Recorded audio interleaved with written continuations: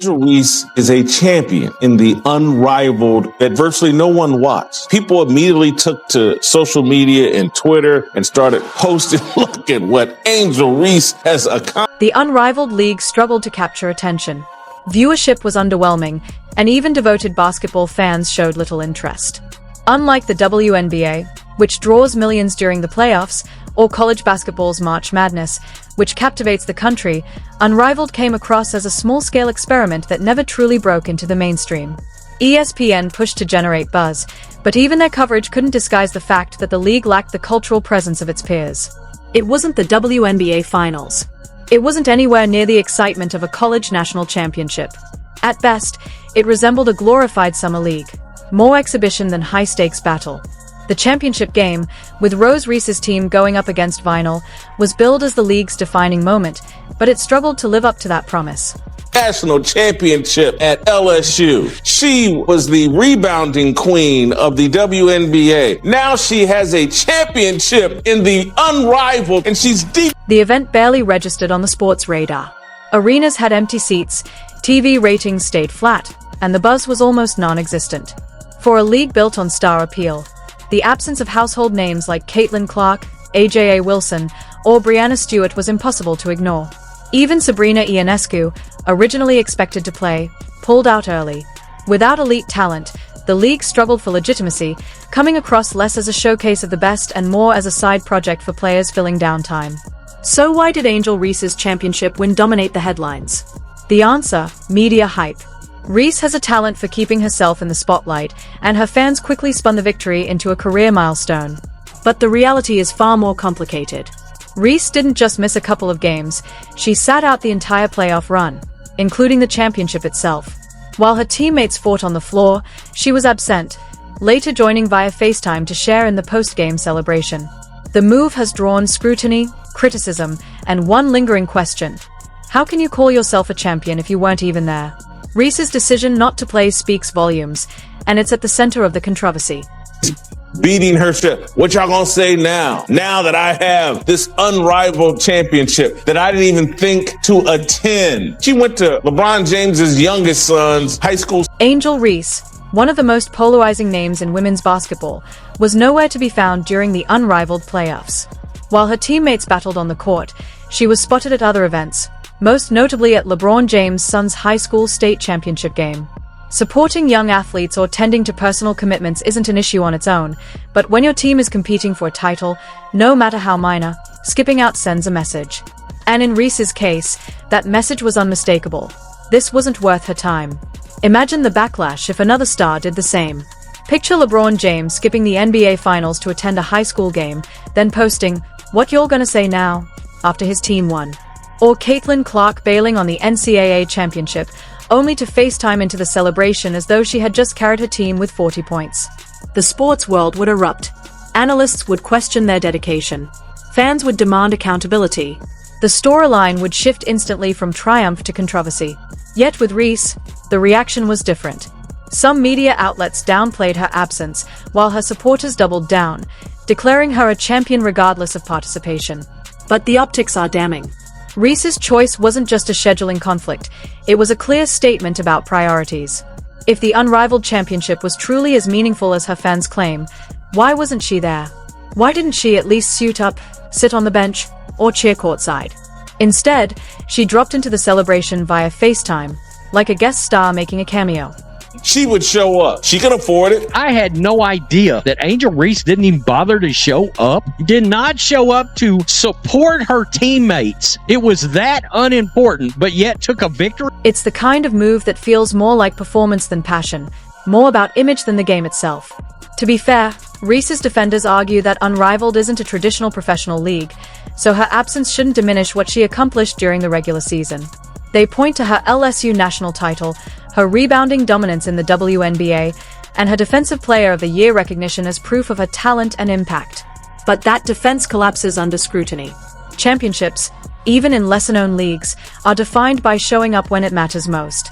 Reese's teammates, like Chelsea Gray, who dropped 30 points in the title game, shouldered the responsibility while she was nowhere in sight.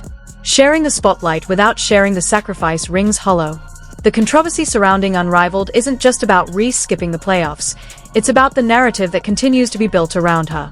Since her LSU days, where she delivered a national championship and became a household name, Reese has been a media magnet. Her bold personality, unapologetic confidence, and larger-than-life presence have made her both celebrated and criticized, fueling a storyline that often overshadows the game itself. How important this championship was to Angel Reese. Angel Reese didn't even attend the game. She was not in the building. ESPN covered the Unrivaled championship with enthusiasm, spotlighting Reese's achievement. While social media campaigns amplified the story, fans and influencers rushing to crown her as the face of the moment. It felt less about winning and more about celebrating the idea of winning. The contrast is striking. When Caitlin Clark has an off night, every turnover gets dissected by analysts. When AJA Wilson or Brianna Stewart capture a title, the focus is on their dominance on the floor, not on spin or branding. This double standard raises tough questions. Is the media so invested in Reese's star power that they are willing to reshape the narrative? Are they prioritizing her brand over the sport itself? Why is Reese's absence brushed off as a footnote when it would be a scandal for almost anyone else? The answer lies in the power of narrative. Reese's story, her charisma, her defiance, her ability to command attention, fits perfectly into the mold of a media darling. But narratives don't win championships.